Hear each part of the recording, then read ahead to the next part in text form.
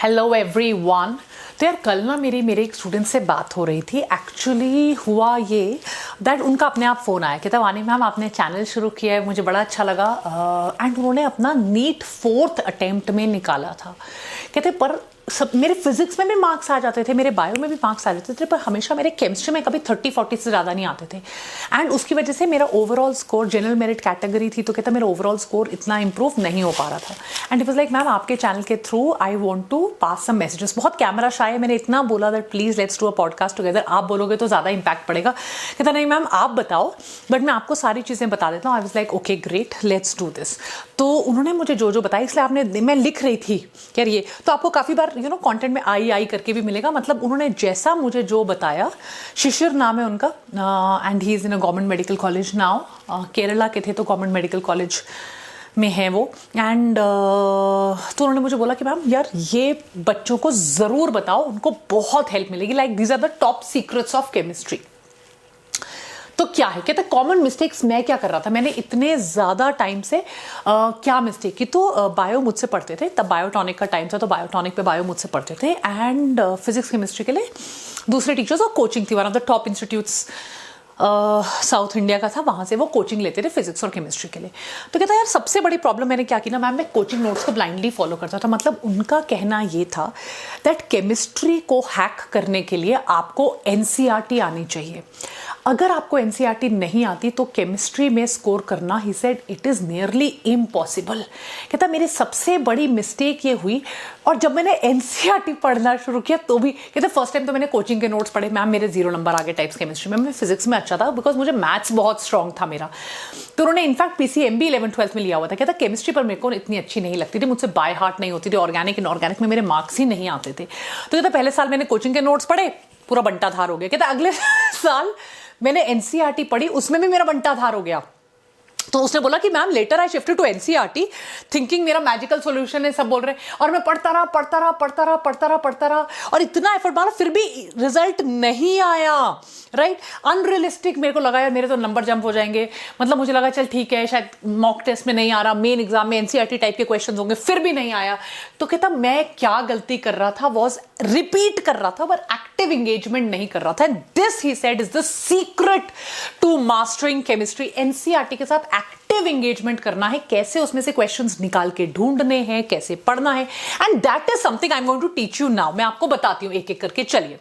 तो देखो सबसे इंपॉर्टेंट उसने क्या बोला कि यार आप ना मैम बच्चों को बोलो सारे टेबल्स और चार्ट्स पर ध्यान देंगे। कहते मैं टेक्स्ट पढ़ता रहता था, मैं अंडरस्टैंड करता था, पर जो हिडन इंफॉर्मेशन होती है, जहां से एमसीक्यूज बनकर आते हैं, वहां पर मैंने ज्यादा इंफॉर्मेशन, ज्यादा टाइम स्पेंड नहीं किया। इसलिए प्लीज बच्चों को बोलो, इसलिए मैंने स्लाइड्स भी ऐसे बनाई है यार, टेबल्स और चार्ट्स पे ध्यान देंगे। जितनी भी एनसीईआरटी की बुक्स है, टेबल्स एंड चार्ट्स है, इनको ओवरलुक नहीं करना है, इनको रीड नहीं करना है। कहता मैम यही गड़बड़ करता था मैंने टेबल चार्ट पर। यार इस चार्ट से जो इंटरप्रिटेशन क्वेश्चंस है ना, उस टाइप के आएंगे, इनको एनालाइज करो, कंपेयर करो, और इनके साथ में नोट्स बनाओ, जहां जहां रिएक्शंस हैं, कॉन्सेप्ट्स को लिंक करो। उसने मुझे इतना बताया मैम, मुझे बाय हार्ट करने में प्रॉब्लम आती थी। बहुत बच्चे ऐसे जिनको हो सकता है बाय हार्ट करने में प्रॉब्लम आए, तो उसने मुझे ये भी बताया कि उसको मैंने कैसे सॉल्व किया। कहता है जो थ्योरी और लंबे लंबे टेक्स्ट है उनको याद करिए। केमिस्ट्री की थ्योरी डेंस लग सकती है, मुश्किल, टीडियस लग सकती है, पर अगर उसको स्किप कर दिया, उसको याद नहीं किया, उसको शॉर्ट पॉइंट्स में ब्रेक नहीं किया, तो भैया नंबर नहीं आएंगे। Like in biology you need to read, understand, memorise.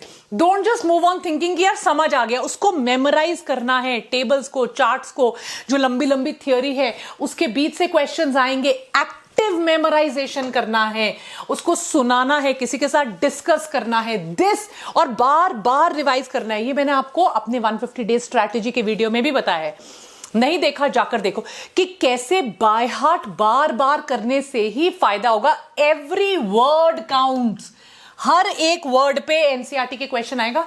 तो ये नहीं पढ़ लिया, उस बड़े पैराग्राफ को ब्रेक डाउन करो, कॉन्सेप्ट्स लिखो, बार बार पढ़ो, याद करो, तब फायदा होगा आपको।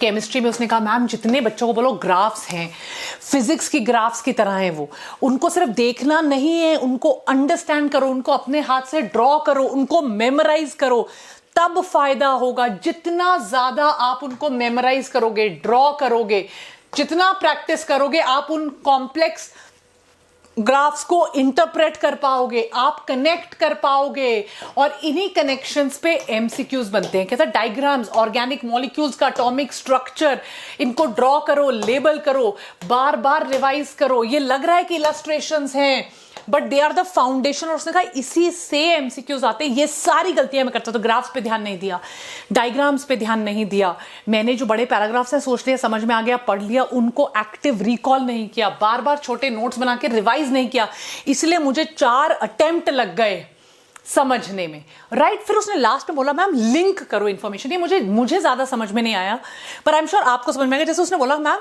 जैसे कोबाल्ट है ना, which is similar but positive value, then think of cobalt chloride जो ट्रांसपिरेशन में हेल्प करता है। तो कहते मैंने ना केमिस्ट्री और बायो के बायोमोलिक्यूल्स पूरा चैप्टर लिंक करके किया, कोई वेब बनाया। मैं जब रिएक्शंस करता था, रिएजेंट्स करता था, तो मैं लिंक बनाता था। कहते जब मैं ट्रेंड्स पढ़ता था तो मैं लिंक बनाता था। जो इंफॉर्मेशन का वेब का मैंने लिंकिंग शुरू किया, उससे मुझे बहुत ज्यादा फायदा हुआ, राइट। डीएफ ब्लॉक के तो सब जगह मैंने उसको लिंक किया, क्योंकि तो जितना मुझे ना इनऑर्गेनिक बहुत कॉम्प्लेक्स लगती थी, मुझे याद नहीं होती थी। तो जितनी कॉम्प्लेक्स इंफॉर्मेशन है, उसका जितना स्ट्रॉन्ग लिंकिंग वेब बनाओगे, उतना चीजें आपको याद रहेंगी। अलग अलग डिफरेंट चैप्टर्स में चीजों को याद रखो। तो कहता है चीजें मुझे बहुत याद हुई, और इसी वजह से फाइनली उसका स्कोर 682 आया एंड वो सिलेक्ट हो गया। सो ये चीजें मैं आपको जरूर बताना चाहती थी guys. So please don't forget to like, share, subscribe. Please don't forget to become a part of our channel, ताकि हर एक चीज आप अंडरस्टैंड करो और खूब अच्छे से आगे बढ़ते चलो। चलिए, take care, God bless you, bye बच्चों।